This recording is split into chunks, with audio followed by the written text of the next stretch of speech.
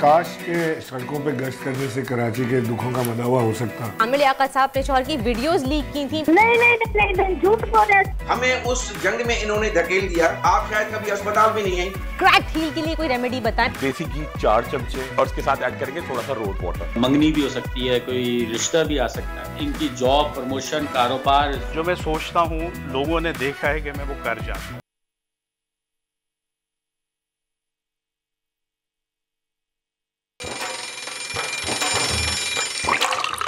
आजकल सबकी ही सुबह आउट ऑफ कंट्रोल है, दुनिया बोल है, पूरी दुनिया बोल है।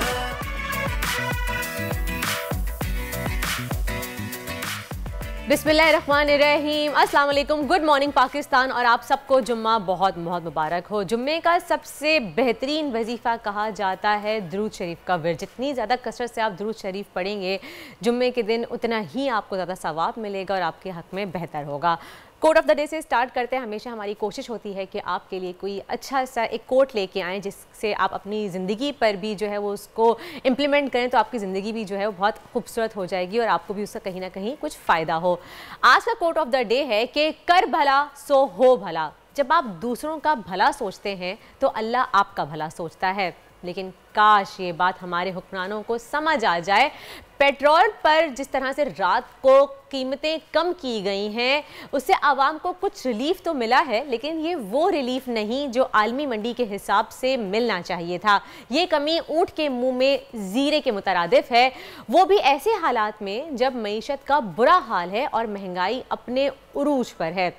इस सारी सूरत हाल पर हम तफसीली गुफ्तगू करेंगे अपने शो में, लेकिन पहले नज़र डाल लेते हैं आज की बड़ी खबर पर।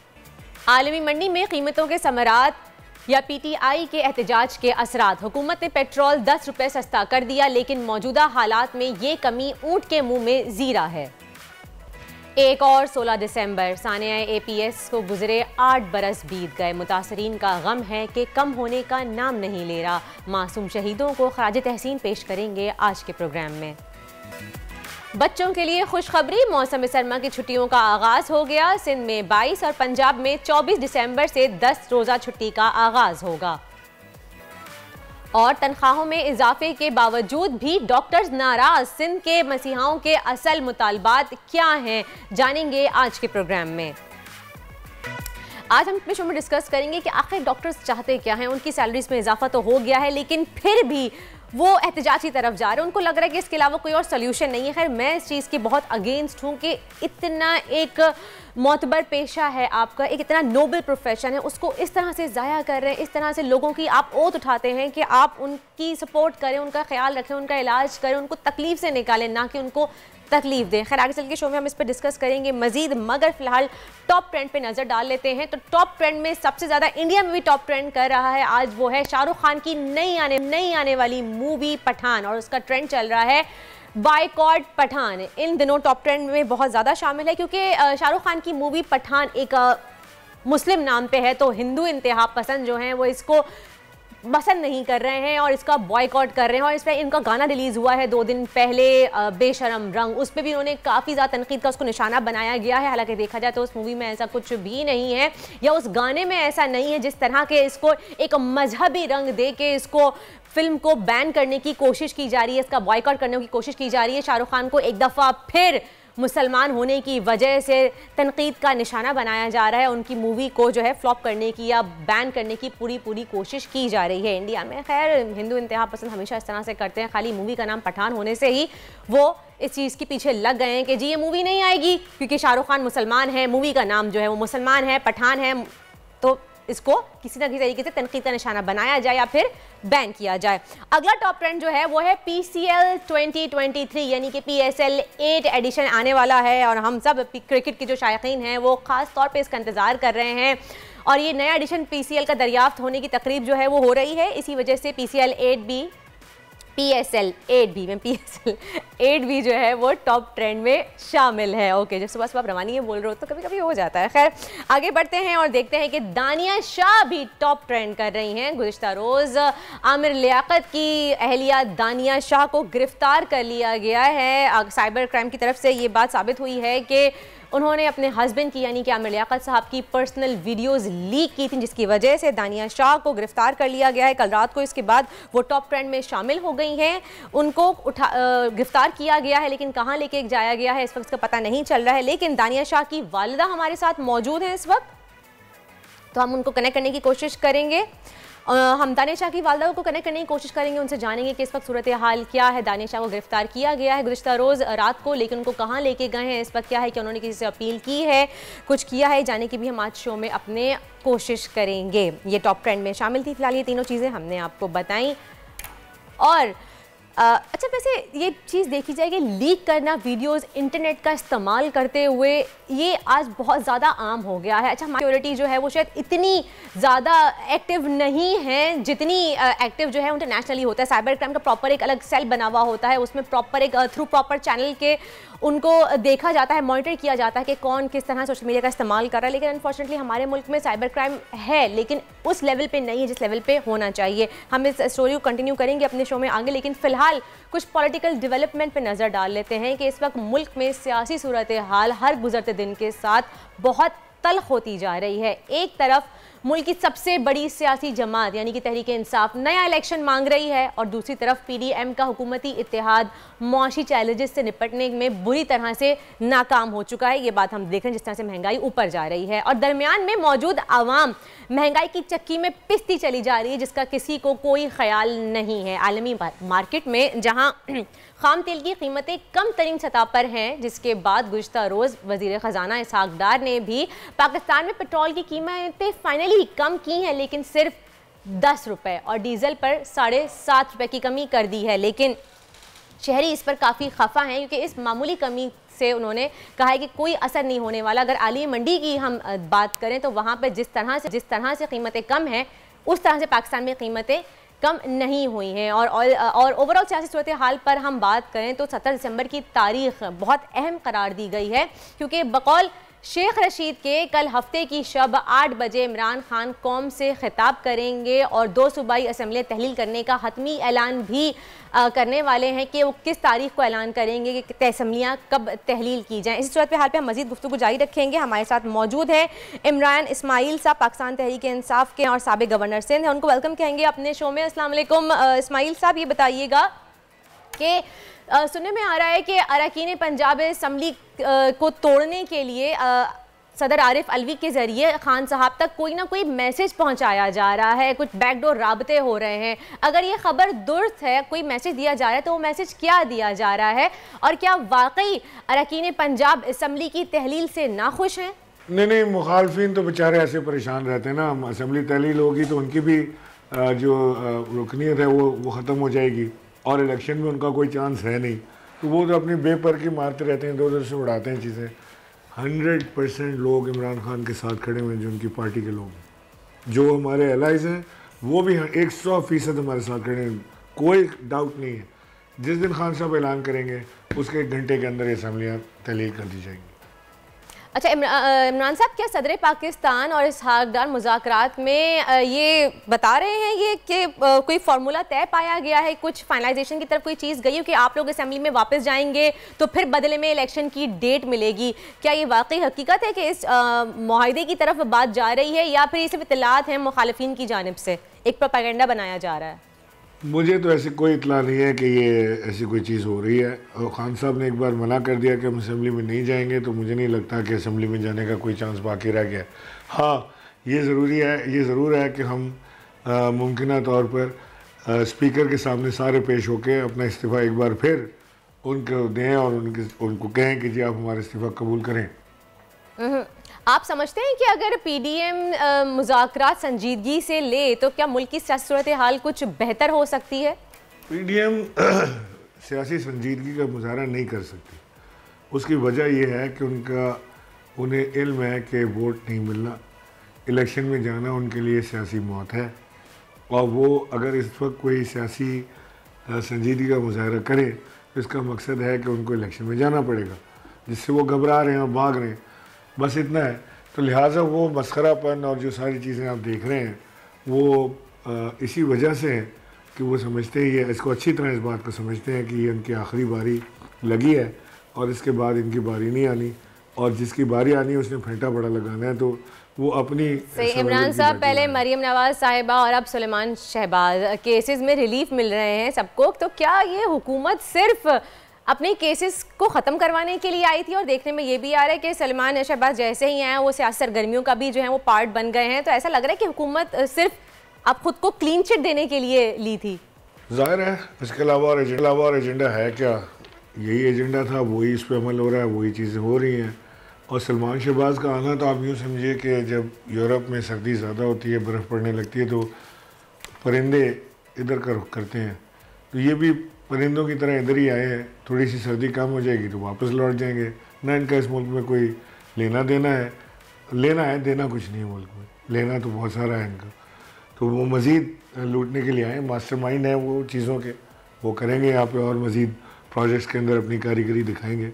तो शर्मिंदा हम इस बात पर हैं और शर्म हमें इस चीज़ पर आती है कि हमारे मुल्क का जो इस वक्त सिस्टम का बेड़ा गर्क जो हुआ है, एक तरफ एक सज़ा याफ्ता शख्स पाकिस्तान आता है, उसकी ज़मानत दे दी जाती है, दूसरी तरफ जो केस जिसने किया होता है यानी नैब, वो इतराज़ भी नहीं करता, वो भी चुप बैठे हैं। चुप क्या बैठे हैं, उनका दिल हो रहा है कि वो खुद ही उनको माफ़ कर दें। तो ये तो सारा बिल्कुल जो एक सिस्टम है, जो एक निज़ाम बिल्ड करने की कोशिश की जा रही है, उसको बर्बाद कर दिया गया। सही। इमरान से मैं कराची के हवाले से सवाल करना चाहूँगी कि आजकल देखा जा रहा है कि जो नए एडमिनिस्ट्रेटर आए हैं और गवर्नर भी दोनों बड़े ही एक्टिव नज़र आ रहे हैं, लेकिन कराची में MQM का जो अपना वोटर है इस वक्त वो MQM के ख़िलाफ़ ही हो गया, उनसे नाराज़ दिखाई दे रहा है। तो क्या वजह है कि क्या MQM के जो नाराज़ वोटर हैं उनका वोट हासिल करने के लिए ये सब किया जा रहा है, या PTI कराची ने कोई तैयारी की है कि वो वोट हासिल कर सकें यहाँ कराची से? देखिए काश के सड़कों पे गश्त करने से कराची के दुखों का मदावा हो सकता। ये जितना भी गवर्नर साहब गश्त कर लें या एडमिनिस्ट्रेटर साहब गश्त कर लें, ये एडमिनिस्ट्रेटर के साथ एडमिनिस्ट्रेटर मेरे साथ भी काम किया है। डॉक्टर साहब मेरे प्रिंसिपल सेक्रेटरी रहे हैं और जब मैं गवर्नर था, नफीस आदमी है, शरीफ आदमी है, लेकिन जो एडमिनिस्ट्रेटर है ना, ये किसी ब्यूरोक्रेट का काम नहीं है। यहाँ पे कोई सियासतदान होना चाहिए, पॉलिटिशियन। अव्वल तो एडमिनिस्ट्रेटर ही नहीं होना चाहिए। हमने तो जो सिस्टम प्रपोज किया है, हमने क्या पूरी दुनिया में सिस्टम है, निज़ाम बना हुआ। बल्दियाती इंतखाबात होते हैं, मेयर आता है, पावरफुल मेयर होता है, वो काम करता है। यहाँ इन्होंने कभी एडमिनिस्ट्रेटर लगा दो, जो मुर्तज़ा आपको लगा दो, डॉक्टर साहब जितनी मर्जी एडमिनिस्ट्रेटर लगा दो। कराची का हल नहीं है इसमें, जितना मर्जी रोड पर घूम लें, पेट्रोल जलाने के अलावा कुछ नहीं करेंगे। अपना हुकूमत का पेट्रोल जलाते हैं और आवाम का दिल, इसके अलावा कुछ नहीं कर सकते हैं। सही, बहुत बहुत शुक्रिया। इमरान हमारे साथ मौजूद थे साबिक गवर्नर सिंध पाकिस्तान तहरीक इंसाफ के रहनुमा, बहुत बहुत शुक्रिया। बिल्कुल आपने सही कहा कि रोडों पे गश्त तो कर रहे हैं, लेकिन काश ये सड़कें भी बन जाए जिन सड़कों पे गश्त किया जा रहा है। जिस तरह से ये अभी नए हमारे एडमिनिस्ट्रेटर साहब और गवर्नर साहब एक्टिव नज़र आ रहे हैं, आई होप कि कराची की सूरत हाल कुछ कदरे बेहतर हो जाए कि एटलीस्ट हम सड़कों पर सुकून से गाड़ी चला सकें। खैर आगे बढ़ते हैं, बात करते हैं दानिया शाह की, जिनका जिक्र हम पहले कर रहे थे कि दानिया शाह को गुज़िश्ता रोज़ रात को गिरफ्तार कर लिया गया है, लेकिन उनको कहाँ ले जाया गया है ये बात पता नहीं है। उनकी वालदा मोहतरमा हमारे साथ मौजूद है लाइन पे, हमने कनेक्ट किया है उनको। सलमा शाह हमारे साथ हैं। सलमा बीबी जी, अस्सलाम वालेकुम। सलमा बीबी, क्या आप सुन सकती हैं मुझे? वालेकुम अस्सलाम जी सलमा बीबी, बताइएगा दानिया शाह को कहाँ लेके गए हैं, कुछ इतलात हैं आपके पास? नहीं बेटा, कोई इतलात नहीं है, कोई पता नहीं है मेरी बेटी को कहाँ लेकर गए हैं। 20-25 गुंडे उन्होंने ये नकाब लिए हुए थे, हमें मारा पीटा है। हम पूछते रहे भाई मेरी बेटी को क्यों लेके जा रहे हो, कहाँ लेके जा रहे हो? हमें ये बताया गया कि आपने हमसायों से लड़ाई की है, इसलिए आप लोधरा वाले सदर थाने आ जाए, आपकी बेटी को उधर लेके जाया जा रहा है। फिर भी हमने कहा हम साथ चलते हैं। हम मार के हमें नीचे बाहर रोड पे पूरा हमारा मोहल्ला देख रहा था, पे गिरा दिया और मेरी बच्ची को अगवा करके ऐसे गाड़ियां भगा कर गए। फिर हम नहीं, तो आप लोग लोधरा वाले थाने गए जहाँ पे आपको बुलाया गया था, वहाँ आपने जाके देखा? हम लोधरा सदर थाने में गए, वहाँ हमें कोई अफसर नहीं मिला, सबके सब गए, पुलिस वाले भी, अफसर भी, कोई भी नहीं मिला। मैं वहाँ इंटरव्यू भी देती रही। मैंने कहा हमें तो पुलिस वालों ने इधर का कहा है कि आप थाने में आ जाए, SHO साहब बुला रहे हैं, तो बताएंगे सारा कुछ। कुछ भी नहीं बताया। कहा है मैं रात को 12 बजे तक उधर बैठी रही हूँ। 12 बजे तक SHO साहब नहीं, कोई थाने का हमला नहीं था। सबने जिन्होंने हमें मारा था वही खड़े हुए थे बंदे। उन्होंने कहा हमें ऊपर से आर्डर आया है, तो है, इसमें हम क्या करें? हमें आते हैं ऊपर से, हम तो बंदे को मारे पीटे, हमें ऊपर से आर्डर आते हैं, हम मजबूर हैं। तो अभी मेरी बेटी का कोई पता नहीं है। मैम हमारी वजीर आला पंजाब से शहबाज शरीफ, नवाज शरीफ साहब से मेरी इल्तिजा भेजें, मेरी मिन्नत भेजें। अच्छा सलमा बीबी आप बता रही हैं कि पुलिस ने आपको आगे बताया कि आपने अपने पड़ोसियों के साथ बुरा सलूक किया, जिसकी वजह से आप लोगों को गिरफ्तार किया जा रहा है। लेकिन हमें जो खबरें मिली हैं, सुनने में ये आ रहा है कि दानिया शाह ने अपने जो हस्बैंड है यानी कि आमिर लियाकत साहब, अपने शौहर की वीडियोज लीक की थी पर्सनल। आपके इल्म में ये बात है, इस वजह से उनको गिरफ्तार किया गया है? नहीं नहीं नहीं नहीं नहीं नहीं, ये बात ही नहीं की पुलिस वालों ने। वो हमें FIR बताते, हमें बताते कि हम कराची से आए, बीबी को भेज दो, आप आकर ऊपर जवाब देना, हम लेकर जा रहे हैं। हम लड़ाई भी ना करते, हम कहते ठीक है ले जाएं। इन्होंने FIA वाले ने भी और दूसरी पुलिस ने भी हमसे धोखा किया है, हमें मार पीट कर ऊपर छोड़ दिया है और बोला है कि आपने साथ वाली हमसारी। लेकिन सलमा बीबी, आपकी बेटी पे ये इल्जाम है कि उन्होंने अपने शौहर की प्राइवेट वीडियोस लीक की हैं, तो इस वजह से उनको गिरफ्तार किया गया है। सलमा बीबी क्या आप सुन सकती हैं? हेलो जी, क्या आपको आवाज आ रही है? जी जी आ रही है। जी सलमा बीबी, मैं कह रही थी कि आपकी बेटी पे इल्जाम है कि उन्होंने अपने शौहर की पर्सनल वीडियोस लीक की हैं। मैम मुझे आप ये बताएं, उसके किसी अकाउंट से ये वीडियो लीक हुई करी है? ये मुझे ये बता दें, पता होता है। ये मुझे वजीर अपना हमारे जो शहबाज शरीफ साहब है, ये मुझे वो बता दे कि दीदी ये जो है ना वीडियो वायरल आपके बच्चे के अकाउंट से हुई है, हम सजा के लिए तैयार है। यानी कि ये आप बात मान रही हैं कि दानिया के अकाउंट से वीडियोस लीक हुई हैं, लेकिन उसको खुद नहीं पता कि कैसे हुई हैं, आप ये कहना चाह रही हैं?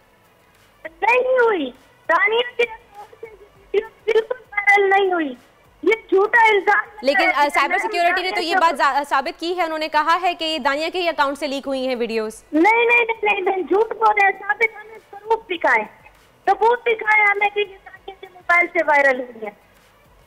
चलें सही है जी, बहुत बहुत शुक्रिया सलमा बीबी। हम कोशिश करेंगे कि पता चल सके कि इस वक्त दानिया शाह कहाँ हैं, और सबके दानिया शाह की वालदा है, उनका कहना है कि जी अगर साइबर सिक्योरिटी ये कहती है कि दानिया के अकाउंट से वीडियोस लीक हुई हैं तो ला के प्रूफ दिखाएं। वो इस बात को मना कर रही हैं कि दानिया के अकाउंट से कोई वीडियोस लीक नहीं हुई हैं।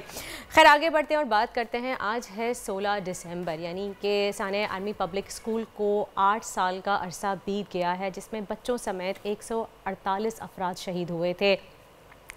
आज भी शोहदा का गम रोज़े अव्वल की तरह ताज़ा है, लेकिन हौसले उनके चट्टानों की तरह बुलंद हैं। मज़ीद बता रहे हैं पेशावर से बोल न्यूज़ के नुमाइंदे नवाब शेर हमारे साथ मौजूद हैं। अस्सलाम वालेकुम नवाब शेर साहब, बताइएगा कि इस वक्त वहाँ पे क्या हो रहा है? सुना है कि काफ़ी कोई तकरीबात का इंतज़ाम किया गया है, और कौन कौन शिरकत कर रहा है इस तकरीब में? वालेकुम अस्सलाम। सानिया आर्मी पब्लिक स्कूल को 8 साल का अरसा बीत गया है, लेकिन आज भी रोज़ अव्वल की तरह पेशावर की फ़िज़ा जो है वो सोगवार है। और इस दिन जालिम दरिंदों ने आर्मी पब्लिक स्कूल पर हमला करके 148 अफराद को जो है वो शहीद कर दिया था, जिनमें मासूम बच्चे भी थे। वो इल्म की शमा को बुझाने आए थे, लेकिन इल्म की शमा अब भी उसी तरह रोशन है और रोशनी उसी तरह फैलाई जा रही है। और पेशावर में जितने भी अवाम है पेशावर के, उनके हौसले बुलंद है। जो गाजी थे इन सानिया में और जो शहदा के जो ख़ानदान है, उनके हौसले चट्टानों की तरह बुलंद है। मेरे कई ख़ानदानों के साथ बात हुई है, उनका यही कहना है कि मुल्क की खातिर एक बेटा तो क्या सारी इस इवेंट में। जी जी जी, इस सिलसिले में शहर के मुख्तलिफ़ हिस्सों में जो है वो तकरीबात का इनेकाद किया गया है, जिसमें शहदा के जो ख़ानदान और गाजी है वो भी इनमें शिरकत कर रहे हो। जो सूबाई वज़रा है वो भी इनमें शिरकत कर रहे हैं, जबकि इसके साथ साथ जो है वो फातवा खानी का एहतमाम भी किया गया है, जिनमें शहदा की मग़फ़िरत के लिए दुआएं भी की गई, जबकि मुल्क की सलामती और इस्तेहकाम के लिए भी दुआएं की गई है। तो आज शहर भर में जो है वो रात गए तक मुख्तलिफ़ तकरीबात का जो है वो इनेकाद किया जा रहा है। और जिस तरह की मैंने बता दिया कि इसमें सूबाई वज़रा समेत जो सिविल सोसाइटीज़ और जो तमाम मकातब फ़िक्र से ताल्लुक़ रखने वाले अफराद जो है वो इसमें हर साल की तरह शिरकत करते हैं। तो इस साल भी जो है वो इस तकरीबात में जो है वो शिरकत करते हैं और सानहे APS की सही। अच्छा नवाब, ये बताइएगा कि पाक अफगान बॉर्डर पे भी इस वक्त सूरत हाल बहुत टेंस है, काफ़ी फायरिंग के वाक़यात सुनने में आ रहे हैं, उसके बारे में कोई इतलात है आपके पास? चलें सही है जी, इस बारे में हम बात करेंगे आपसे, लेकिन फिलहाल एक वक्त हुआ है ब्रेक की जाने बढ़ते हैं, मिलते हैं आपसे एक ब्रेक के बाद। आजकल जिंदगी ही सुबह आउट ऑफ कंट्रोल है, दुनिया बोल है, दुनिया बोल है। Welcome back after the break. आप देख रहे हैं दुनिया बोल है। और वायरल गर्ल आजकल हमारे यहाँ बड़ी मशहूर जिनकी वीडियो है, जिस गाने से मशहूर हुई है, मेरा दिल ये पुकारे आजा, लेकिन अब भारतीय मीडिया पर एक और वीडियो वायरल हो रही है जिसमें देखा जा सकता है कि एक TV actor Faizan Ansari Pakistani viral girl जो है मेरा दिल ये पुकारे आजा, आयशा जिनका नाम है, उनसे उन्होंने शादी की ख्वाहिश का इजहार जाहिर किया है। और फैजान का कहना है कि वो जल्द पाकिस्तान आ रहे हैं और पाकिस्तानी लड़की को यहाँ आकर शादी के लिए राज़ी करेंगे। अदाकार का मजीद कहना है कि मेरा दिल ये पुकारे आजा डांस करने वाली लड़की जो हैं, जिसकी वजह से वो वायरल हुई हैं, वो मेरे ख्वाबों में भी आती हैं। अरे वाह भाई, ऐसा कौन सा इश्क है। और उनका आगे ये भी कहना है कि मैं इन्हें हक महर में 15 लाख रुपए दूंगा। भारतीय मीडिया रिपोर्टर्स इनके मुताबिक उनका कहना है कि फैजान अंसारी ने कहा है कि कोई भी ताकत मुझे आयशा से शादी करने से नहीं रोक सकती। और अदाकार का मजीद कहना है कि वो पाकिस्तान का वीज़ा हासिल करने के लिए भी अप्लाई कर रहे हैं और वो जल्द पाकिस्तान आएंगे। फैजान का इश्क सर चढ़ के बोल रहा है और मेरी ये समझ में नहीं आ रहा कि क्या ये वाकई इश्क मोहब्बत वाला प्यार है कि जो वो शादी के लिए पाकिस्तान आना चाह रहे हैं, या फिर ये वायरल होने वाला इश्क और मोहब्बत का बुखार है कि भाई बहती गंगा में हाथ धो लिए जाएं, हम भी वायरल हो जाएंगे। वैसे मुझे याद नहीं पड़ता कि फैजान कौन है और ये कौन से एक्टर हैं। मैंने आज तक इनको इंडिया किसी ड्रामे या मूवी में नहीं देखा, मुझे याद नहीं आ रहा। अगर आपको याद आए तो प्लीज़ मुझे बता दीजिएगा। खैर, इस तरह की वीडियोस भी वायरल होती हैं, बहती गंगा में बहुत से लोग हाथ धोते हैं, तो मुझे लग रहा है कि फैजान ने सोचा मैं भी हाथ धो लेता हूँ। वैसे तो मुझे कोई जानता नहीं, शायद वायरल हो जाऊँ इसी से भी। खैर, आगे बढ़ते हैं और बात करते हैं। सिंध हुकूमत ने डॉक्टर्स एसोसिएशन का, जो यंग डॉक्टर एसोसिएशन का एक तनख्वाहों में इजाफे का मुतालबा था, वो मुतालबा पूरा कर दिया है, तस्लीम कर लिया है और तनख्वाहों में इजाफे की मंजूरी दे दी है। सिंध काबीना ने बिलावल भुट्टो जरदारी की हिदायत पर पोस्ट ग्रेजुएट डॉक्टर्स और हाउस ऑफिसर्स की तनख्वाहों में इजाफे की मंजूरी दे दी है। और सिंध के पोस्ट ग्रेजुएट डॉक्टर्स की तनख्वाहों में 73,000 से बढ़ाकर 1,04,000 रुपए करने की मंजूरी दी है, यानी कि अच्छा खासा जो है इंक्रीमेंट लगा है उनकी तनख्वाहों में। और सिंध के हाउस डॉक्टर्स की तनख्वाहें जो हैं वो 40,000 से बढ़ाकर 69,000 करने की मंजूरी दे दी गई है। ये तो बहुत अच्छी इंक्रीमेंट है। इसी बात करने के लिए मजीद हम बात करेंगे। हमारे साथ मौजूद हैं doctor Mohammad Ali, as a guest हमारे साथ मौजूद हैं।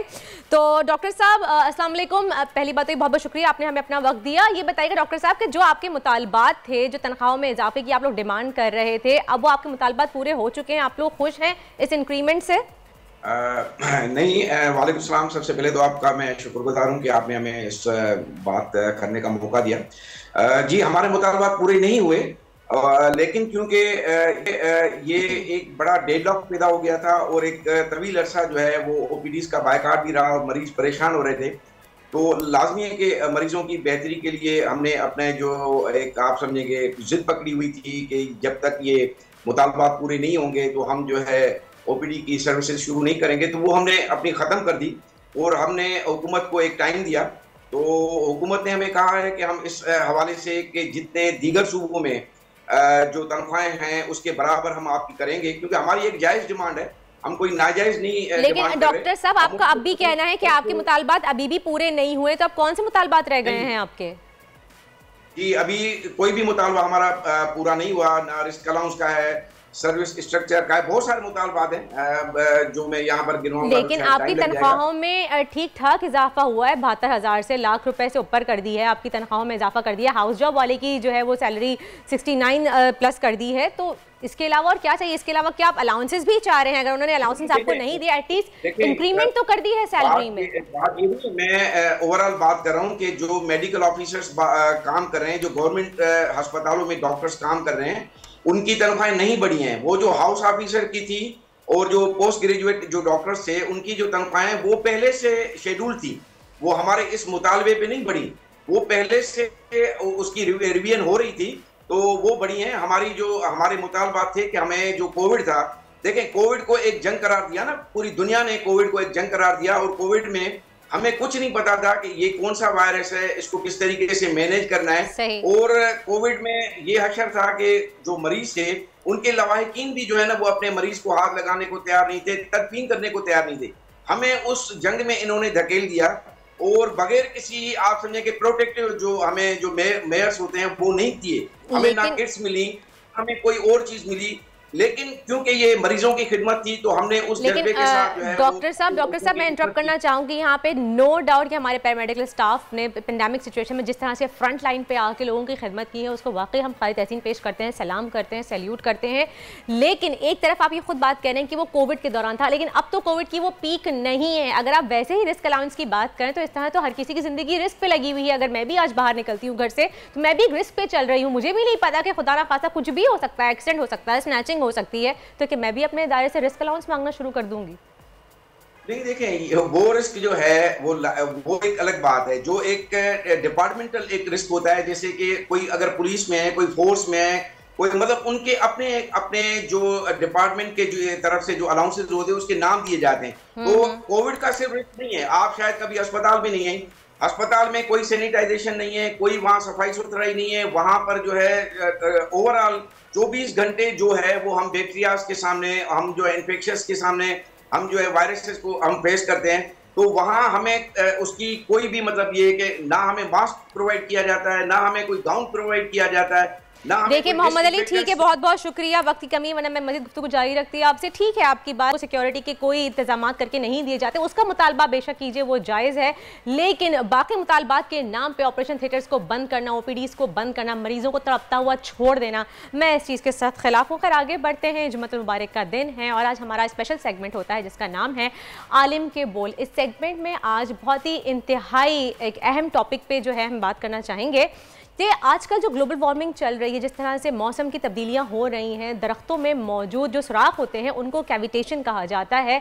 जिस तरह से इंसान जानदार हैं उसी तरीके से दरख्त भी जानदार कहलाते हैं और ये भी हमारी तरह एहसास रखते हैं, ये भी हमारी तरह सुन सकते हैं। बहुत मशहूर कहावतें कहते हैं कि जी आप दरख्तों के साथ अच्छे से पेश आएँ, मोहब्बत से पेश आएँ तो वो बढ़ जाएगा, फलने फूलने लग जाता है। इसी से रिलेटेड एक पाकिस्तान के बहुत ही मशहूर एक्टर हैं अहमद अली अकबर, उन्होंने एक वीडियो शेयर की है। उन्होंने कहा है कि दरख्तों से उनको आवाज़ें आती हैं। वो वीडियो क्या है मैं आपको दिखाना चाहूँगी।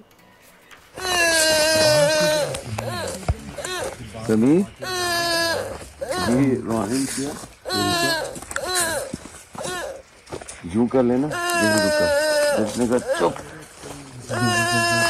जरा से यूं किया ना, मतलब उधर देखा ये कर लेना। आपने देखा कि जिसका जिक्र कर रही थी कैविटेशन, जो सुराख हैं दरख्तों में, उनसे रोने की आवाज़ें आ रही हैं और ये वीडियो नो डाउट एक दिल दहला देने वाली वीडियो है। और अली अकबर ने अपनी सोशल मीडिया पे ये शेयर करते हुए कहा है कि प्लीज़ ये वीडियो जाली नहीं है, ख़बरदार करते हुए लोगों को कहा है। इसमें मज़ीद हम बात करेंगे, हमारे साथ मौजूद हैं इस्लामिक स्कॉलर जमील राठौर साहब, उनको वेलकम कहेंगे अपने शो में। जमील साहब अस्सलाम वालेकुम, बहुत बहुत शुक्रिया, आपने हमें अपना कीमती वक्त दिया। जमील साहब, मैं यह पूछना चाहूँगी कि ठीक है साइंटिफिकली हम कह रहे हैं कि ग्लोबल वार्मिंग सिचुएशन है, लेकिन इस्लाम में इस तरह से जो दरख्तों से रोने की आवाज़ें आ रही हैं उसके बारे में क्या कहा गया है? क्या ये क़यामत की निशानियां हैं?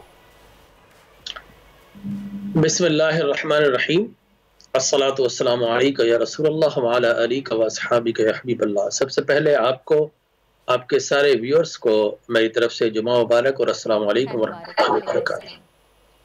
देखिए, मैं आपसे अर्ज़ करूं कि इस्लाम आला अक़दार का मजहब है और इसमें तोहम परस्ती, सुपरस्टिशियस, जितनी भी वो चीज़ें जो इंसान को एक मखसूस जहनी कैफियत की तरफ ले जाए, इस्लाम ने उनकी बेहकनी की है। जिस तरह कोई तीर अंदाजी करना, वो जो जिस तरह डालते थे पहले अरब के लोग, बाकायदा फाल निकालते थे, और इसी तरीके से जादूगर या काहिन के पास जाते थे, इस्लाम ने उन सब चीज़ों की मानियत कर दी गई। अब आपका ये सवाल कि दरख्त से आवाज़ें आती हैं, हो सकता है ऐन मुमकिन हो कि हेलुसिनेशन हो बाज़ लोगों को। हाँ, अगर सबको आ रही हैं तो फिर मेरे ख्याल में ये तहकीक तलब अमर है कि इस दरख्त से क्यों आवाज़ आ रही है। अदरवाइज ये कि बहुत सारे लोगों को डिसओरिएंटेशन होती है, एक डिजीज होती है मेडिकल साइंस में। दुनिया भर में हो रही है ये चीज़, जी दुनिया भर में हो रही है, दरख्तों से आवाज़ें जो आ रही हैं दुनिया भर में आ रही हैं। अच्छा, दुनिया भर में आ रही है, तो ये यकीनी तौर पर अल्लाह की कुदरत है। वो चाहे जिस तरह कुरान मजीद बुरहान रशीद में मूसा कलीम अलैहिस्सलातु वत्तस्लीम जब तूर सीना पर गए तो वहाँ पर कुरान में फलम्मा क़दा मूसल अजर वसारा बिआली क़ाला अलीम कुसू फिल बुक़अतिल मुबारकति मिनश शजरति या मूसा इन्नी अल्लाहु रब्बुल आलमीन। तो दरख्त से आवाज़ आई है मूसा रुक जाओ, मैं तुम्हारा रब्बुल आलमीन हूँ। तो अल्लाह तबारक व तआला ने दरख्त के ज़रिए मूसा करीम अलैहिस्सलातु वत्तस्लीम से शर्फ़ कलाम आता किया। तो यकीनी तौर पर कुरान ने इस सिलसिले में वजाहत की है। अब दुनिया के बेशतर दरख्तों से आवाज़ें आ रही हैं या कुछ दरख्तों से आवाज़ें आ रही है या मुख्तलिफ कोने से आवाज़ें आ रही है, तो मैं समझता हूँ ये कुछ इंडिकेशंस भी होती है अल्लाह तबारक व तआला की कुदरत की तरफ से। और फिर उसके बाद तहक़ीक़ तलब अमर है, इस पर तहक़ीक़ के बाद ही कोई हतमी जवाब दिया जा सकता है। सही। तो इस्लाम में क्या कहा गया है कि दरख्त भी जानदार है, कि इस तरह के जानदारों से किस तरह का सलूक इख्तियार करने के लिए कहा गया? क्योंकि हम तो बहुत बेरहमी का सलूक कर रहे हैं, खुश्क पड़े हैं दरख्त, हम दरख्तों को काट रहे हैं, बर्बाद कर रहे हैं। देखिए बिल्कुल सही है। इस्लाम हुज़ूर अकरम सल्लल्लाहु अलैहि वसल्लम ने तो यहाँ तक फरमाया कि अगर तुम्हें ये पता चले कि रात को या शाम को क़यामत आने वाली है और तुम्हारे हाथ के अंदर कोई टहनी हो तो उसे ज़मीन के अंदर लगा दो। हुज़ूर अकरम ताजदार कायनात सल्लल्लाहु अलैहि वसल्लम शजरकारी और प्लांटिंग की इस हद तक, इससे ज़्यादा बताइए और ताकीद क्या हो सकती है। अगर हमें पता चल जाए कि कल हमारी मौत आनी है तो हम सब कुछ छोड़कर गोशा नशीन हो जाए, लेकिन हुजूर ने फरमाया कि क़यामत जो मौत से भी बड़ी चीज़ है, जो हतमी डिसीजन है अल्लाह का, अगर वो भी आ रही हो तब भी तुम्हें अगर पौधा लगाने की मोहलत मिल जाए तो उसे तुम्हें ज़रूर लगाना है। एक हदीस में है कि आसार क़यामत आना शुरू हो गए, बादल गड़गड़ा रहे, सब कुछ हो रहा है और तुम अगर चाहो तो पौधा ज़रूर लगा दो। लिहाजा इस्लाम ने तो पौधा लगाना, सुभान अल्लाह, सुभान अल्लाह। बहुत बहुत शुक्रिया डॉक्टर जमील राठौर साहब हमारे साथ हैं। आपने हमें बताया कि दरख्तों की और प्लांटिंग की अहम है, कि दरख्त लगाना कितना ज़रूरी है, और एक हम हैं जो बेरहमी से दरख्तों को काटे चले जा रहे हैं। तो प्लीज़ बराए मेहरबानी प्लांटिंग की जो दरख्त लगाइए, अपनी दुनिया को बचाइए। खैर इसी के साथ एक ब्रेक का वक्त है, ब्रेक की जाने बढ़ते हैं। Stay with us. आजकल जिंदगी ही सुबह आउट ऑफ कंट्रोल है, दुनिया बोल है, दुनिया बोल है। Welcome back after the break. आप देख रहे हैं दुनिया बोल है, और एक ख़बर आपके साथ शेयर करना चाहेंगे कि चमन के सरहदी इलाके में एक मरतबा फिर अफगानिस्तान से फायरिंग की गई है, जिससे कम से कम 15 अफराद के ज़ख्मी होने की इतलात हैं। 5 शदीद ज़ख्मी अफराद को कोयटा मुंतकिल कर दिया गया है, और ये गुज़िश्ता एक हफ़्ते के दौरान पेश आने वाला इस नौइयत का अपना एक वाक़या है। तो इसी हवाले से बात करेंगे मज़ीद। जाफ़र खान अचकज़ई हमारे साथ मौजूद हैं, उनसे बात करेंगे। जी जाफ़र खान साहब, बताइएगा कि इस वक्त क्या सूरत हाल है, क्योंकि काफ़ी फायरिंग की इतलात सुनने में आ रही हैं पाक अफगान बॉर्डर पे। जी आज सूरत हाल तो बिल्कुल नॉर्मल है। कल शाम तक अफगानिस्तान की तरफ से जो मोटर गोले पार किए गए थे उसमें 20 अफराद के करीब जख्मी हुए थे, जिनमें शदीद जख्मी को कोयटा रेफर कर दिया गया था, और पाकिस्तानी फोर्सेस की जानिब से बर वक्त कार्रवाई पर अफगान तोपों को खामोश किया गया था। और अभी जो हमदर्द है वो बिल्कुल नॉर्मल है और अभी खुली हुई है। और ये दूसरा वाक़या है जिसमें पिछले दफा भी तकरीबन 7 अफराद इसमें शहीद हुए थे, और गुज़िश्ता जो कल मटर फायर किए गए हैं उसमें 20 अफराद करीब जख्मी हुए हैं। जी बहुत बहुत शुक्रिया जाफ़र अचकज़ई साहब, आपने हमें इतलात से अपडेट की। आगे बढ़ेंगे और बात करेंगे कि मौसम आ गया है सर्दियों का, और जब सर्दियों का मौसम आता है तो अपने साथ कई तकलीफ लेके आता है, कई मसाइल लेके आता है, जल्दी बीमारियां लेके आता है, या फिर हेयर फॉल का एक इशू जिसका हम सबको रोना रहता है, चाहे वो मर्द हो ख्वाह वो औरत हो, सबके हेयर फॉल होता है, स्किन ड्राई हो जाती है, फटी एड़ियाँ सर्दियों का सबसे बड़ा मसला। और एक हमने सर की डैंड्रफ का तो सुना है, लेकिन क्या आपको पता है कि बॉडी डैंड्रफ भी होता है और वो कितना तकलीफ दे होता है, लेकिन इसका सोल्यूशन क्या है? हम आए आपके पास सोल्यूशन लेके, क्योंकि हमारे साथ मौजूद है the very famous dermatologist doctor Khurram Mushir. अस्सलाम वालेकुम। कैसी हैं आप? बिल्कुल ठीक, आप कैसे डॉक्टर साहब? वर्दा बहुत ज़बरदस्त, और आपने इतना हर चीज़ को इतना एलेबरेट कर दिया कि मेरे लिए बड़ी आसानी हो गई। अच्छा, आप बिल्कुल जो टॉपिक करेंगे सारे आपने चीज़ें खुद बताई हैं, पर एक बात मैं बिल्कुल क्लियर कर दूँ। आपने जो कहा ना बाल गिरते हैं, ख़वातीन और हजरात दोनों, देखिए बाल गिरना बड़ी नेचुरल चीज़ है। 100, 150, 180 डेली गिरते हैं। अच्छा, कोई ख़वातीन लिटरली लड़के भी थैली लेके आ जाते हैं, आज इतने गिरे, वो गिनते हैं। तो प्लीज़ आप गिने नहीं, आप कंगा करें, डेड बाल गिरेंगे, उतनी अच्छी बात है। Really? बिल्कुल। अरे एक बाल गिरता है तो मेरी जान अटक जाती है। क्या हेयर फॉल? नहीं देख, आपको तो 100 से 150 अगर नहीं गिरे तो परेशान हो। हैं? बिल्कुल। आपकी क्या बात कर रहे हैं डॉक्टर साहब? देखिए, अच्छा आपने देखा होगा खूबसूरत हेल्दी दरख्त आपने देखे हैं, बिल्कुल। उनके नीचे कितने पत्ते गिरते हैं। हाँ, ये तो और उनके ऊपर नए आते हैं ना, और वो जो बिल्कुल टुंड मुंड सूखे दरख्त होते हैं उनके तो कोई पत्ते नहीं गिरते, क्योंकि उनकी ग्रोथ नहीं होती। जितने आपके बाल गिरेंगे, लड़कियां क्या करती हैं, लड़के भी तेल लगाना बंद कर देते हैं। हाँ। मालिश करना बंद करते हैं, इवन ब्रश नहीं करती हैं लड़कियां। मैं ब्रश नहीं करती हूँ, क्योंकि मैं करती हूँ तो मेरे बाल गिरते हैं। जितना आप ब्रश करेंगी आपके बाल गिरेंगे, खून का दौरान बढ़ेगा, सर्कुलेशन, आपके बाल तेज होंगे। जो आपने खाया है बॉडी में, खास तौर पे आपने प्रोटीन की चीजें खाई हैं, विटामिन B12 खाया, वो आपके बालों में जाके लेकिन थिनिंग भी तो हो जाती है जब हेयर फॉल ज्यादा होने लग जाता है, तो बाल पतले हो जाते हैं। वो कहते हैं ना चूहे की दुम बन जाती है पीछे से अगर पोनी बनाए तो आप। बिल्कुल सही कह, देखिए वो वजह और है, वो वजह आपकी डाइट से नहीं है, आप नींद सही नहीं लेते। अच्छा, एक स्ट्रेस को हम समझते हैं कि मैं बोल टीवी पे लेट हो रहा हूँ तो मैं स्ट्रेस हो गया, वो स्ट्रेस नहीं है। एक स्ट्रेस होता है कि कोई एक दिमाग में ख्याल चल रहा है, रात को भी वही आ रहा है, दिन में कंटिन्यू आपके दिमाग में चल रहा है, बोझ है, वो किलिंग होता है। और थर्ड एलोपेशिया होता है, और चौथी चीज आपके खानदान में होती है चीज, मगर खानदान में भी तो आप केयर कर सकते हैं। और इसके लिए अगर आपको इस तरह का हेयर फॉल हुआ तो फिर आपको डॉक्टर को दिखाना चाहिए। बिल्कुल दिखाना चाहिए, बिल्कुल दिखाना चाहिए। खुर्रम साहब, सबसे अहम मसला बॉडी की डैंड्रफ के बारे में बताएं, जो किसी को मेरे ख्याल से आइडिया नहीं है कि बॉडी डैंड्रफ भी होती है। बहुत आपकी तो इतनी नॉलेज बढ़ा, बिल्कुल सही कह रहे हैं। देखिए, एक तो बालों में तो होती है, स्किन पे भी इसी तरह से, क्योंकि लोग समझते हैं कि जी बालों की डैंड्रफ है। हाँ। आपने बिल्कुल सही बताया, क्योंकि बालों पे जो डैंड्रफ आती है वो भी स्किन से आती है ना।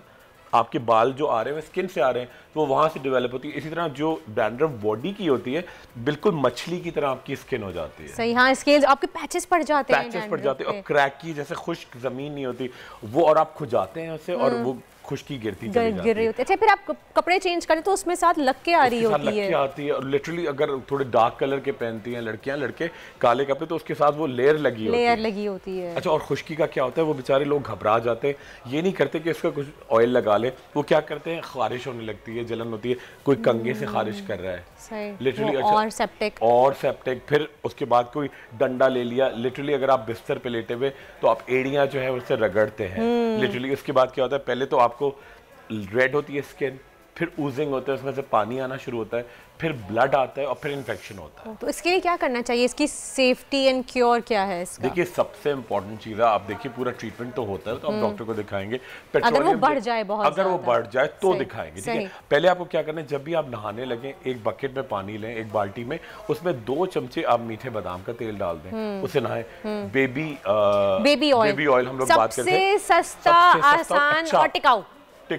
बिल्कुल, वो आप पूरी नहाने के बाद थोड़ा नमी हो बॉडी में तब लगाएं। हाँ, टॉवल यूज ना करें, टॉवल रगड़े नहीं उससे। हाँ, टॉवल हल्का सा डैप, ये एक चीज है कि आपको हल्का सा जितना आप रगड़ेंगे उतनी स्किन डेड होगी। अच्छा, एक और बड़ी इंपॉर्टेंट बात कि देखिए, घरेलू रेमेडी बता रहा हूँ, बड़ी सिंपल से, जिससे आपकी बॉडी, आपकी एड़ियां और आपकी बॉडी बड़ी, जैसे आप महंगी चीजों से बच जाएंगे। आपने क्या किया, आपके घर आप मुंह धोते हैं तो जो अच्छा वाला साबुन जो बचता है आखिर में, जो छोटा सा बचता है वो इस्तेमाल नहीं होता, ना फिक जाता वो फिक जाता है, उसको आप जमा कर लें 5-6। अच्छा, बिल्कुल, वो अब जमा होते जाएंगे, ठीक है। 5-6 हो गए, उसको आपने एक अच्छे मिट्टी के प्याले में, हावन दस्ते में लिया, उन तमाम साबुनों को क्रश किया, उसके अंदर आप डालते रहे ऊपर से ग्लिसरीन, ठीक है। और आपके घर में अगर कोई मोमबत्तियां पुरानी रखी हुई हैं, ठीक है, वो बिल्कुल चूरा करके, मोमबत्तियां वैक्स कहलाती है, और जैसे बीज वैक्स की हम जी बिल्कुल, ये आप वो मोमबत्ती की मोम, ठीक है, और आपके घर में पुराने साबुन, ग्लिसरीन और केवड़ा, ये चारों। केवड़ा कोई सा भी कौरमे में डालने वाला? हाँ, बिल्कुल। अच्छा, यानी जो हमारे घरों में आम केवड़ा होता है वो ले लें, आप मोमबत्तियां ले लें, मोमबत्तियां ले लें पुरानी, जो आपके साबुन, ये नहीं कि कपड़े धोने वाला मत लीजिएगा, मुंह धोने वाला साबुन, वो हाँ, मुंह धोने वाला, ब्यूटी सोप्स, मैं नाम क्या लूं, ब्यूटी सोप्स, आप समझ रहे होंगे। ब्यूटी, और वो भी ना लें कार्बोलिक वाले, वो भी नहीं, ब्यूटी सोप्स, ठीक है, वो लिया, उसके साथ ग्लिसरीन डालें, और वो आपने डाला केवड़ा, मिक्सचर बनाया, और आपने अच्छा सा वो जम सा जाएगा केकी, हाँ, और आपने लिया उंगली से निकाल के इसको पूरी बॉडी पे आप पूरी गर्दन पे, बॉडी पे रोज़ाना आप लगाया करें, बड़ा अच्छा महसूस करेंगे। एक तो आपकी ड्राइनेस नहीं आएगी, बॉडी की जो डैंड्रफ है आपकी वो ख़त्म होगी। बच्चों में बड़ा मसला होता है, बच्चे बाहर खेल रहे होते हैं अक्सर, तो उनकी बॉडी बहुत ड्राई हो जाती है, हाथ फट जाते हैं, नेल्स की सराउंडिंग्स में जो है स्किन निकलना शुरू हो जाती है। खैर बच्चों से याद आया कि बच्चों के लिए तो खुशखबरी भी है। एक छोटी सी न्यूज़ शेयर करना चाहूँगी क्योंकि बच्चों की जो है वो एक खुशखबरी है कि बच्चों की स्कूल की छुट्टियाँ होने वाली हैं और पंजाब और सिंध में स्कूलों की मौसम सरमा की छुट्टियों का ऐलान कर दिया गया है। नोटिफिकेशन के मुताबिक पंजाब भर में 24 दिसंबर से 31 दिसंबर तक सरकारी और निजी स्कूल बंद रहेंगे, जबकि सिंध भर में 22 दिसंबर से 31 दिसंबर तक तमाम स्कूल्स बंद रहेंगे और मौसम सरमा की छुट्टियां जो हैं वो उस खत्म होने के बाद 2 जनवरी से स्कूल्स दोबारा से स्टार्ट होंगे। लेकिन ये तो खैर बच्चों के लिए बहुत अच्छी खबर है, बच्चे खुश भी हो जाएंगे। लेकिन डॉक्टर खुर्रम आप अग्री करेंगे इस बात से, मौसम सरमा की छुट्टियां मिलती है दिसंबर में, लेकिन सर्दियां पड़ती जनवरी में है। बिल्कुल सही कह रही है। मुझे याद है कि हम लोग सरमा की छुट्टियां क्यों कहलाती है। बिल्कुल याद है, हम जब सर्दियों में हम लोग छुट्टी होती थी तो छुट्टी मनाने के बाद जब पहला दूसरा दिन जाते थे तो सर्दी शुरू होती थी। 2 जनवरी से स्कूल खुले तो सोचे क्या कड़ाके की सर्दी होगी। 4-5 वो बिल्कुल सही कह रही है। दिसंबर पता है हमारे यहाँ एक बड़े थोड़ी चीजें अमेंडमेंट होनी चाहिए कि देखिए आप ये कराची का बिल्कुल डिफरेंट रीजन है, ठीक है, फिर नॉर्दर्न पाकिस्तान में मरी की तरफ वो बिल्कुल अब वो अंग्रेज जो कर गए बुरा तो हम कहते रहते हैं मगर अंग्रेजों को ही फॉलो करते हैं और अंग्रेज यूके बस बात खत्म। एक लफ्ज़ था पहले हमारे नाना दादा कहते थे कि जी अंग्रेज चले गए सॉरी छोड़ गए, और अब एक और चीज है अंग्रेज चले गए ये लिखी हुई छुट्टियां छोड़ गए। बस जो लिखती है नोटिफिकेशन जारी आज भी समझे कि मैं भी अगर मुझे बस सरकारी नौकरी मिल जाए तो मैं वही बाबू साहब काला अंग्रेज बन के फिरना शुरू हो जाता है। हमारे ये एक अंदर है, चेंज नहीं लाते हम। डॉक्टर साहब जैसे बच्चों की स्कूल की छुट्टियां भी खत्म होंगी, बच्चे सुबह सुबह स्कूल जाएंगे तो आप ठंडे पानी से मुंह धोते हैं, अक्सर ऐसा होता है मैंने देखा है कि जब आप बहुत तेज गर्म पानी इस्तेमाल करते हैं फिर जब ड्राई करते हैं तो स्किन ज्यादा खराब हो जाती है आपकी। ऐसा है? बिल्कुल है, ठीक है। अच्छा देखिए एक तो खवातीन को चाहिए कि बच्चों को रोजाना ना वो जो कॉड लिवर ऑयल होता है, मैं नाम लेने लगा था कंपनी का, वो जो मछली के तेल की गोलियां होती हैं वो रोजाना बच्चों को खिलाया करें। ट्वाइस बच्चे खा सकते हैं? वो बिल्कुल खा सकते हैं, वो बिल्कुल बचपन से देना शुरू करें।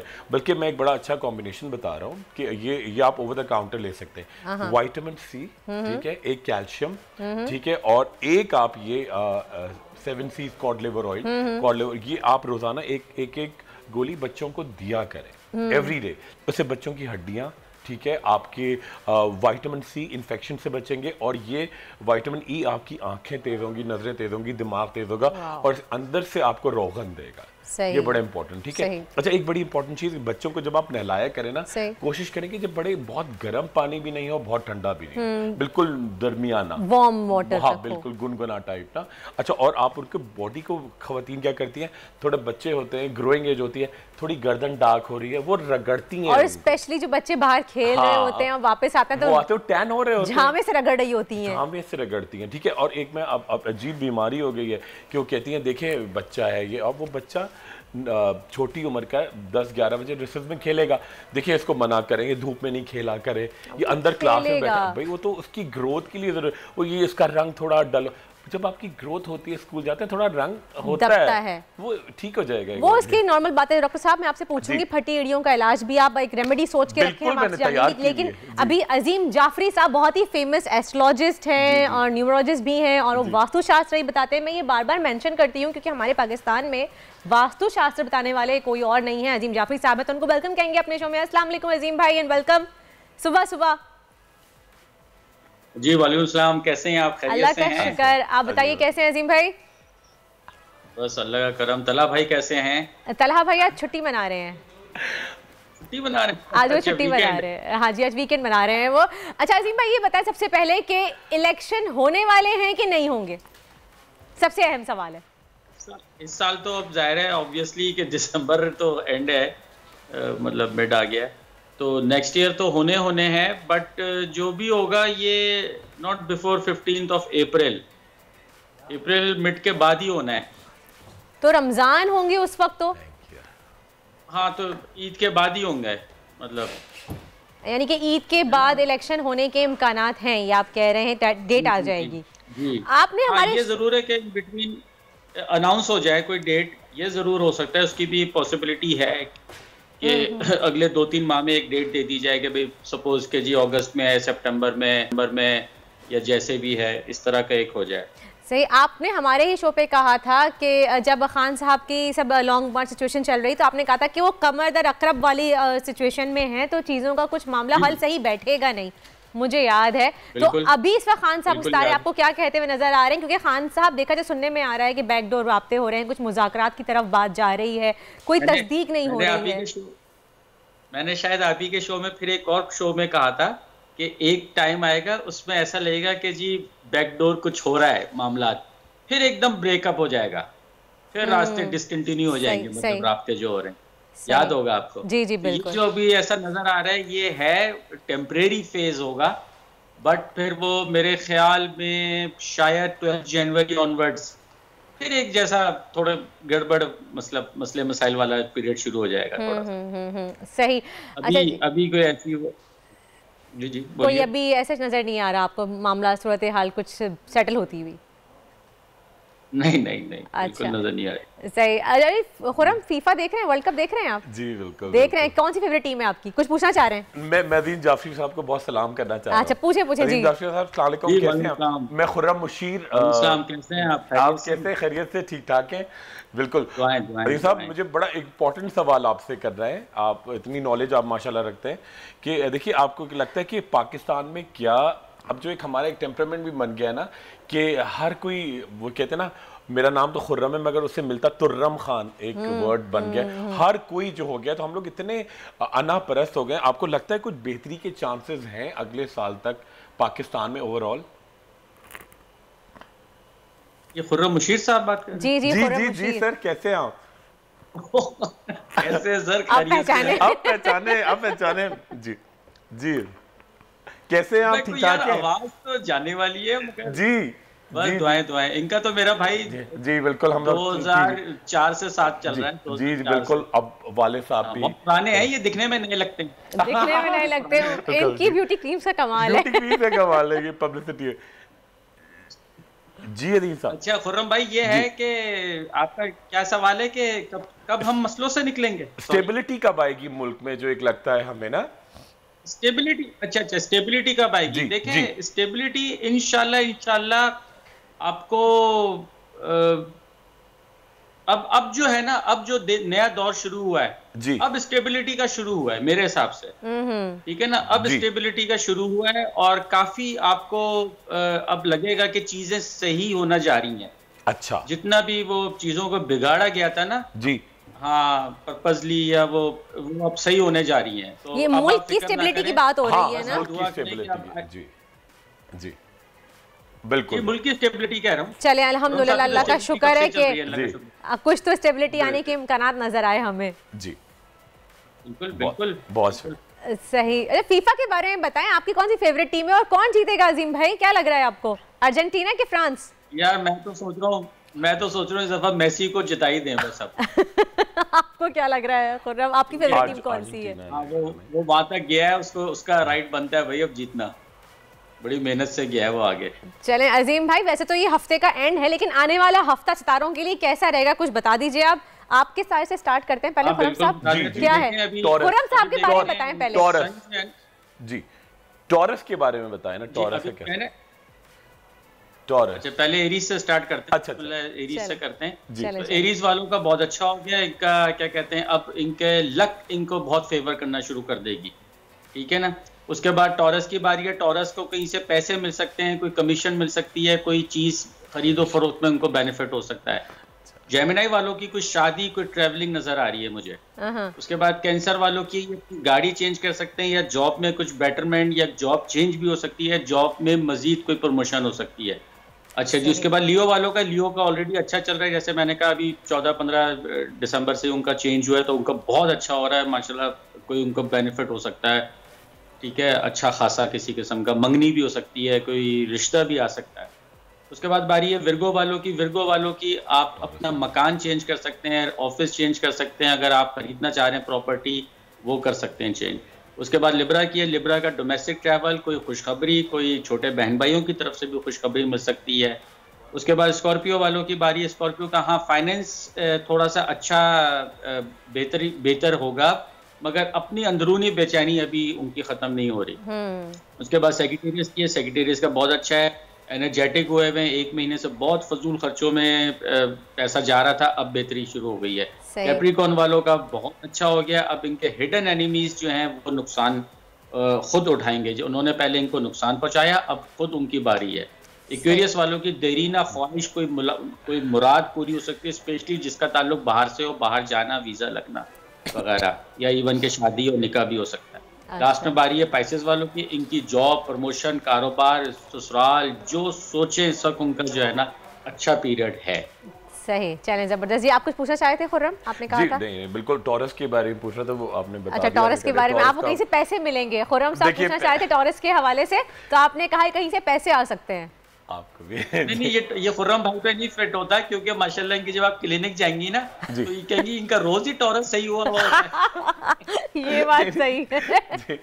नहीं, आपकी बड़ी मोहब्बत की बात है अरे भाई, आपकी बड़ी मोहब्बत है। बिल्कुल, आप इतने प्यार में इतनी बातें कह जाते हैं और फिर वो उसके बड़े वो जो असरात होते हैं वो बड़े खतरनाक आते हैं। जी, डॉक्टर खुर्रम के आधे मरीज जो है ना, इनकी क्लिनिक पे इनके वो जो एक रवैया है ना, खुश दिली से मिलना, वो आधा वैसे ही ठीक हो जाता है। खुश इखलाकी, बिल्कुल सही कहा आपने। सही अजीम भाई साहब ऐसे मिलते हैं ना अपने प्यार से, बंदे को गुस्सा होता है मगर वो ठंडा हो जाता है। चले, ये बात तो बिल्कुल सही है। सही अजीम भाई साथ रहेगा, एक न्यूज शेयर करना चाहूंगी, क्योंकि कुदरती हुस्न से जो मलका कोहिस्तार मरी है हमारा, आप जानते हैं आजकल सब लोग ही मरी का रुख कर रहे हैं। वहाँ पे टूरिज्म जो है बहुत ज्यादा बढ़ गया है, बहुत से टूरिस्ट जा रहे हैं वहाँ पे, ठंडी ठंडी हवाओं से लुत्फ अंदोज हो रहे हैं, बर्फबारी के मजे ले रहे हैं। हमारे नुमाइंदे मुमताज अब्बासी इस वक्त मरी माल रोड जो वहाँ का फेमस रोड है वहाँ मौजूद हैं, थोड़ा जानते हैं उनसे कितना टूरिज्म फिलहाल वहाँ पे चल रहा है इस वक्त। कोहिस्तार मरी के माल रोड के ऊपर अगर बात की जाए तो कश्मीर से आने वाली यखबस्ता हवाओं ने मरी के मौसम को इंतहाई हसीन बना रखा है। इस वक्त भी सयाहों की आमद का सिलसिला जो है वो मरी में जारी है। सयाह कश्मीर पॉइंट, पिंडी पॉइंट, पथरियाटा, न्यू मरी और दीगर मकामात के ऊपर जो है लुत्फानंदोज हो रहे हैं। इस वक्त मरी माल रोड के ऊपर कुछ सयाह हमारे साथ मौजूद हैं, इनसे पूछते हैं कहाँ से आए और मरी के मौसम से किस तरह से लुत्फानंदोज हो रहे हैं। जी, हम लोग गुजरांवाला से आए हैं। यहाँ पे मौसम बहुत खुशगवार है, हम लोग बहुत इंजॉय कर रहे हैं। रात को गलियात में बर्फबारी भी हुई है, बहुत अच्छा मौसम है। हम लोग सबको यही कहेंगे कि मरी का रुख लाजमी करें। चलिए, शुक्रिया। हमारे नुमाइंदे शाहिद मुमताज हमारे साथ मौजूद थे। अजीम जाफरी साहब का मैं शुक्रिया अदा करना चाहूँगी कि उन्होंने हमें कीमती वक्त दिया और हमें सितारों के बारे में आगाह किया। अजीम भाई, थैंक यू सो मच, सुबह सुबह आप हमारे शो में आए। और खुर्रम साहब, जल्दी से, वक्त की कमी है, मैं आपसे पूछना चाहूँगी क्रैक्ड हील के लिए कोई रेमेडी बताएं, फटी एड़ियाँ। बिल्कुल सिंपल सी, घर के अंदर चीजें मौजूद है। आपने क्या किया जी, देसी घी और मक्खन। देसी घी 4 चमचे, 3 चमचे मक्खन, उसके अंदर आप डालेंगे वही अगेन ब्यूटी सोप क्रश किया हुआ, और उसके अंदर ऐड करेंगे विटामिन ई का ऑयल। विटामिन ई का ऑयल वो भी अवेलेबल नहीं है तो आपके घर में जो विटामिन ई के कैप्सूल होते हैं एवियन के भी, वो मिक्स किए और उसके साथ ऐड करेंगे थोड़ा सा रोज वाटर। बड़ा जबरदस्त सा मिक्सचर बनाया और एड़ियों के अंदर जो क्रैक्स आ रहे हैं उन पे लगाया और कॉटन के मोजे आप सॉक्स पहन लिए। ठीक है। और जिनके घर में कारपेट है स्पेशली वो लोग सॉक्स पहन के फिरें, जिनके घर में कारपेट होता है उसमें मट्टी जम जाती है, इसलिए एड़ियां जो है फटी हुई हो जाती है आपकी। बहुत बहुत शुक्रिया डॉक्टर खुर्रम साहब, आप हमारे पास आए। और जनाब, बहुत जल्दी एक ब्रेक का वक्त हुआ है, मिलते हैं एक ब्रेक के बाद। आजकल जिंदगी ही सुबह आउट ऑफ कंट्रोल है, दुनिया बोल है, दुनिया बोल है। वेलकम बैक, आप देख रहे हैं दुनिया बोल है और इस वक्त हुआ है आपको मौसम की सूरत हाल से अपडेट करने का। तो जनाब, हम सब जानते हैं मौसम सर्द हो चुका है और सर्द मौसम में भी आज बारिशों का कहीं कोई इम्कान नज़र नहीं आ रहा है। लेकिन अगर हम जुनूबी, शुमाली और वस्ती पंजाब की बात करें तो वहाँ पे शदीद धुंध का इम्कान है। वो तमाम इलाके शदीद धुंध की लपेट में हैं। अंदरूनी सिंध, सखर, खैरपुर और रानीपुर में भी शदीद धुंध का सिलसिला जारी है, तो बराए मेहरबानी वहाँ पे देख के ड्राइव कीजिएगा। और बलूचिस्तान में सर्द हवाएं दर्जा हरारत की कमी में इजाफा कर रही हैं और खैबर पख्तूनख्वा और मुल्क के शुमाली इलाकों में भी सर्दी जो है वो बहुत कड़ाके की पड़ रही है और बहुत सख्त ठंड पड़ रही है। और आज अगर हम अपने अहम शहरों के दर्जा हरारत की बात करें तो कराची के मौसम की अगर हम बात करें तो कराची का दर्जा हरारत कम से कम 13 डिग्री रहेगा। सर्दी है, होगी, अच्छा मौसम हो गया तो गर्म कपड़े कराची वाले फाइनली निकाल लें। अगर लाहौर के दर्जा हरारत की बात करें तो लाहौर में कम से कम दर्जा हरारत 7 रहेगा, इस्लामाबाद में 8, कोयटा में 3 और पेशावर में 7 डिग्री रहने का इम्कान है। ये तो थी मौसम की अपडेट। अब लेते हैं एक ब्रेक, मिलते हैं आपसे एक ब्रेक के बाद। आजकल जिंदगी ही सुबह आउट ऑफ कंट्रोल है, दुनिया बोल है, दुनिया बोल है। Welcome back after the break और वक्त हुआ है अब विजन 2040 का। कराची का सबसे बड़ा मसला है मास्टर प्लान, जो शायद कभी बन ही नहीं सका। ये शहर खुद ब खुद बेहंगम तरीके से फैला है। यही वजह है कि यहाँ बाजार भी आबादियों से कई गुना फासले पर हैं। लेकिन कमांडर सिटी में ऐसा नहीं है। कमांडर सिटी अपना खुद जोड़िया बाजार बना रही है, जहां आवाम को सस्ते दाम पर हर अशिया दस्तयाब होगी। ये प्रोजेक्ट क्या है और कितना अट्रैक्टिव है, इसे बात करेंगे। हमारे साथ आज मौजूद हैं none other than retired commander Zakir साहब। अस्सलाम वालेकुम कमांडर साहब, welcome back once again. Commander साहब, ये कमांडर कमर्शियल यानी कि कमांडर सिटी का अपना एक जोड़िया बाजार, ये प्रोजेक्ट क्या है? ये बहुत बड़ा प्रोजेक्ट है और ये साउथ एशिया का सबसे बड़ा और दुनिया का गालबन छठा बड़ा शॉपिंग सेंटर है। दुनिया का छठा सबसे बड़ा, साउथ एशिया का सबसे बड़ा। इसमें 15,000 से ज़्यादा शॉप्स हैं और अल्हम्दुलिल्लाह इसको हम 20 जनवरी को लॉन्च करने चले हैं अगले महीने यानी कि 20 जनवरी 2023 को इसको लॉन्च किया जा रहा है। चल रहे हैं और 3.5 साल में इंशाल्लाह इसका फेज 1 का कंप्लीशन है। वाओ माशाल्लाह, सबसे पहले तो इस पे कांग्रेचुलेशंस और कमांडर सिटी में रहने वालों को भी बहुत बहुत मुबारकबाद भाई कि उनके लिए तो एक बहुत बड़ा फायदा हो गया। साउथ एशिया में इतना बड़ा प्रोजेक्ट इससे पहले नहीं आया। अच्छा, मैंने क्यों ऐसा सोचा, इस पे मैं ज़रूर बात करना चाहूँगा और ये उसी की एक कड़ी है जो हम खिदमत खल्क का एक जज्बा लेके चले हैं कि लिल्लज़ीन आसनू फ़ी हाज़िह दुनिया हसना। ये हमारा मोटो है कि हमने भलाई करनी है। अब जब मैंने देखा कि महंगाई बहुत बढ़ गई है और स्पेशली पिछले 3 सालों में जो तनख्वाहदार तबका है वो बुरी तरह से मुतासिर हुआ है, क्योंकि आपकी वेजेस या सैलरीज उस तरह से नहीं बढ़ी जिस तरह महंगाई बढ़ी है। अब जोड़िया बाज़ार मेरा अक्सर जाना इसलिए होता था कि एज अ बिल्डर हमें बहुत सारी चीज़ें वहाँ से ख़रीदनी होती हैं और जब मैं कीमतों में डिफरेंस देखता था कि वहाँ बहुत सारी चीज़ें हमें आधी कीमत में मिलती हैं। इवन ये जो कपड़े हैं, ज्वेलरी है, जूते हैं, चप्पल हैं, जो मार्केट में 1,000 रुपये की 500 रुपये 600 रुपये इस तरह से वो मिलती है। लेकिन अब लोग वहाँ जाएं कैसे? वहाँ ना फैमिलीज मूव कर सकती हैं, ठीक है, बाइज़्ज़त तरीके से, ना पार्किंग की जगह मिलती है, इतना वो कंजस्टेड है, ठीक है। जब पुरानी कराची थी तो ये जोड़िया बाज़ार फैला नहीं, क्योंकि फैलाव के लिए उधर जगह ही नहीं है।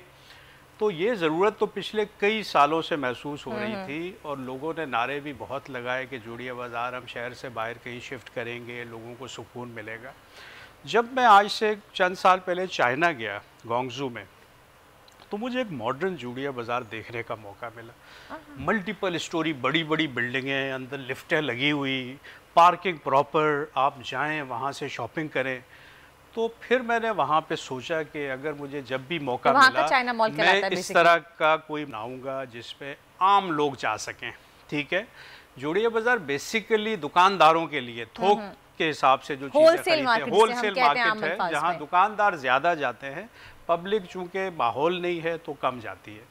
लेकिन मैं जो लेके आ रहा हूँ प्रोजेक्ट न्यू जोड़िया बाज़ार या कमांडर कमर्शियल्स के नाम से, ये एयर कंडीशन टावर्स हैं जिसमें नीचे डबल बेसमेंट पार्किंग है, रूफटॉप पे पार्किंग है, बड़ी बड़ी कार्गो लिफ्ट्स हैं, बड़े बड़े गोदाम हैं उसके अंदर, 15,000 से ज़्यादा शॉप्स हैं, जहां कराची के 2 करोड़ लोग, हैदराबाद के 1 करोड़ लोग ये जाके शॉपिंग करेंगे और अपने महीने के बजट में आधे पैसे सेव करेंगे इंशाल्लाह। लेकिन कमांडर साहब, जहां पे हम ये सुनते हैं कि जहां भी अब मॉल का नाम जहन में आता है कि एयर कंडीशन मॉल्स हैं, आपके लिफ्ट लगी हुई हैं, कार्गो लिफ्ट हैं, तो वहां पे ऑटोमेटिकली लग्जरी आ जाती है जहन में। तो कहते हैं जी दुकान का किराया निकालना तो पैसे तो बढ़ाने पड़ेंगे। नहीं, यहाँ देखें तो फिर दुकानदारों को मॉनिटर कैसे किया जाएगा? हर चीज़ कमांडर सिटी कंट्रोल कर रही है। मैंने पिछले प्रोग्राम में आपको बताया था कि किराया भी आप अपनी मर्जी का नहीं ले सकते कमांडर सिटी में। हम तय करते हैं कि किराया कितना होगा, कीमत क्या होगी प्रॉपर्टी की, ये हम तय करते हैं और ये गवर्नमेंट का काम है तय करना। सही। तो वहाँ ऐसा नहीं होगा कि वहाँ जाके कीमतें बढ़ा देंगे, वहाँ वही कीमतें होंगी जो इस वक्त जोड़िया बाज़ार में हैं, लेकिन वहाँ एक शानदार जगह पे, एक महफूज जगह पे आपको वही सिक्योरिटी मिलेगी, सफाई मिलेगी, प्रॉपर पार्किंग मिलेगी। फिर वहाँ पे बहुत बड़ा हम फूड कोर्ट लेके आ रहे हैं जहाँ पे आपको KFC, मैकडोनल्ड, तरह तरह के जो है तमाम खाने पीने के फूड आइटम्स आपको मिलेंगे खाने के लिए। एज अ पिकनिक के लिए भी आप वहाँ जा सकेंगे, क्योंकि मोटरवे पे है बिल्कुल, और इंटरचेंज हमें मिल गया मोटरवे से डायरेक्ट एक्सेस, तो आप वहाँ से एग्जिट करके आप एक शाम अच्छी गुजार के और आते हुए चंद चीजें, डेफिनेटली फनलैंड वगैरह भी होगा बच्चों जी बिल्कुल, सब कुछ बच्चों के लिए, तफरीह के लिए हम अलग उसके अंदर जगह हैं। बहुत बड़ा मॉल है। अब जब मैं साउथ एशिया के सबसे बड़े मॉल की बात कर रहा हूँ तो डेफिनेटली ये कोई है वाकई, और इंशाल्लाह अब सब काम हमारा हो चुका है और बहुत जल्द अगले महीने इंशाल्लाह इसको हम लॉन्च करने चले हैं। अब इससे आम लोगों की जिंदगी में सुकून आ जाएगा। इससे आपका जो ये प्रोजेक्ट है, इससे कमांडर सिटी की अगर हम बात करें, मुल्क की तो बात नहीं करें, मुल्क की आपकी कमांडर सिटी की माशी तरक्की पे, या फिर हम अगर मुल्क की भी बात करें तो उसकी तरक्की पे कितना असर पड़ेगा? देखें, बहुत ज्यादा असर पड़ेगा। एक तो एक बहुत बड़ा कमर्शियल हब, ठीक है, एक बहुत खूबसूरत जगह पे मोटरवे के ऊपर आ जाएगा, जो इजी एक्सेस होगा सबके लिए, सिर्फ पाकिस्तानियों के लिए नहीं बल्कि दुनिया से फॉरेनर्स आके हमारी प्रोडक्ट यहाँ पे ख़रीद सकेंगे, जो इस वक्त उनको मुख्तलिफ शहरों में कांटेक्ट करना पड़ता है। कोई चीज़ फैसलाबाद में बन रही है, कोई चीज़ सियालकोट में स्पोर्ट्स बन रहा है, कोई कहीं और बन रहा है। अब ये एक हब बन जाएगा, बहुत बड़ा बिजनेस हब। एक तो ये जॉब्स क्रिएट करेगा, ये 15-16 हज़ार दुकानें नहीं हैं, ये लाखों लोगों का रोजगार है। और साथ चूँकि कमांडर सिटी का ये एक हिस्सा है तो कमांडर सिटी के लोगों को भी यहाँ पे रोज़गार मिलेगा, ठीक है। लोगों को रिलीफ मिलेगा कि उनका जो मंथली बजट है, जिसके अंदर इस वक्त उनके लिए रहना बहुत मुश्किल हो गया, हैंड टू माउथ रहना, अब वो अपने महीने भर की शॉपिंग जाके एक बेहतरीन शॉपिंग सेंटर पे, जहाँ वो इंजॉय भी करेंगे और पूरे सस्ता भी खरीदेंगे, आधी कीमत में सस्ती चीज़ें खरीदेंगे। और ये इतना बड़ा रिलीफ है कि मैं समझता हूँ कि इस वक्त अगर किसी ने ये रिलीफ दे दिया ना तो वो रब को राज़ी कर लेगा। अब हम तो चूँकि रब के लिए काम कर रहे हैं, हमारा ये नहीं है कि हमने इससे प्रॉफिट मेकिंग करनी है ये, लेकिन जाहिर है जब इतना बड़ा प्रोजेक्ट बनेगा तो प्रॉफिट भी आएगा, वो तो रब ने जो है उसके अंदर बरकत डालनी है। अब एक और चीज़ जो बहुत अहम मैं बताने चला हूँ कि कमांडर कमर्शियल से जो पैसा जनरेट होगा उससे हम IMF का कर्ज उतारेंगे।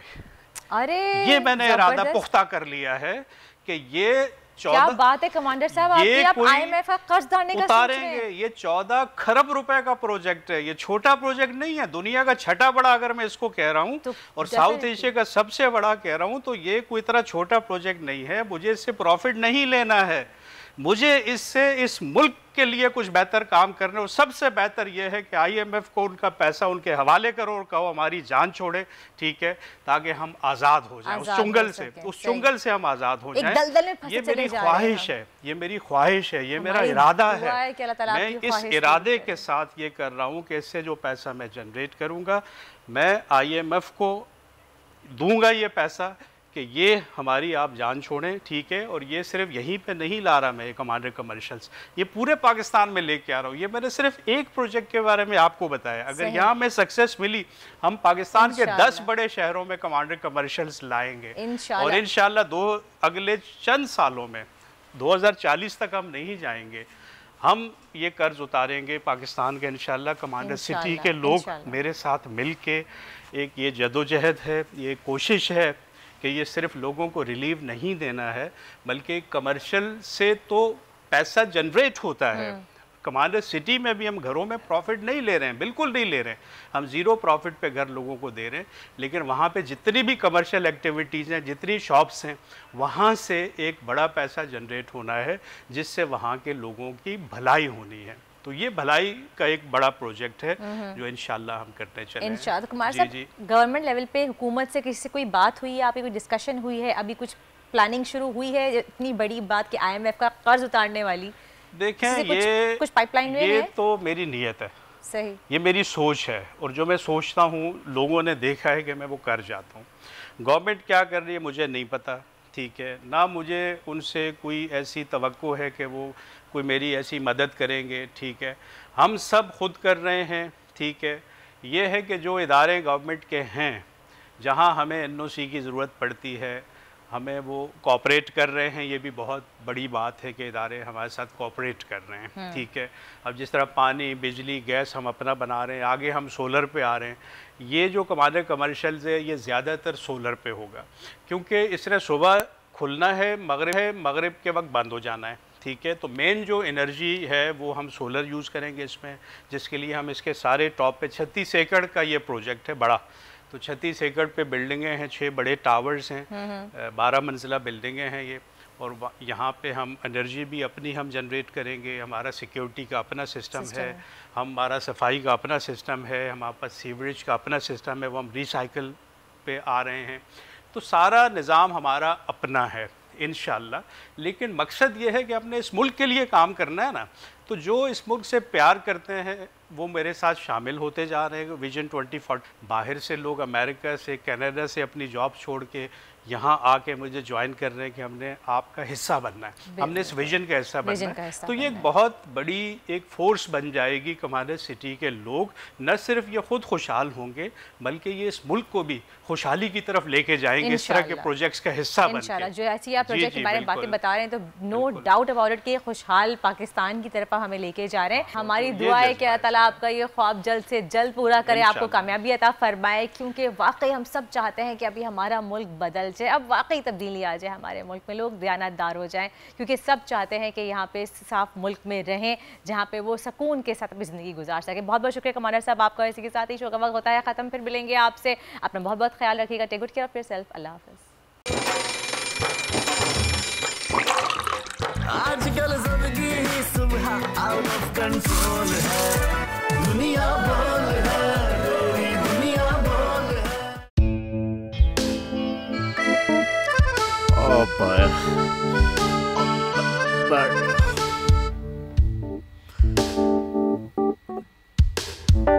इंतशार से निकलने का वाहिद हल इंतखाबात हैं। हकीकी आज़ादी मार्च आज रवान। खबर आयत के मुताबिक अगर आप उसको ये रिपोर्ट दे दे तो मैं आपको 50 सीटें दे दूंगा। मौलाना हाँ साहब, वो जो रिपोर्ट हमें दे दे और वो जो नीली पीली चैनल है वो लगाए। जाओ शबाज। हम ऐसा टीवी देखते ही नहीं जिसका रिमोट हमारे हाथ में ना हो। और यहाँ पे कोई 2 नंबरी नहीं चलेगी। और हम कोई गुलाम है जो आप रिमोट मांगे हम दे दें? Absolutely not. यहाँ पे सिर्फ पाकिस्तान का नंबर 1 चैनल चलेगा, बोल, जो हकीकी सहाफत की जंग लड़ रहा है। पाकिस्तान के लिए कोई और नहीं, सिर्फ बोल खड़ा है। आप सब भी बोल देखें।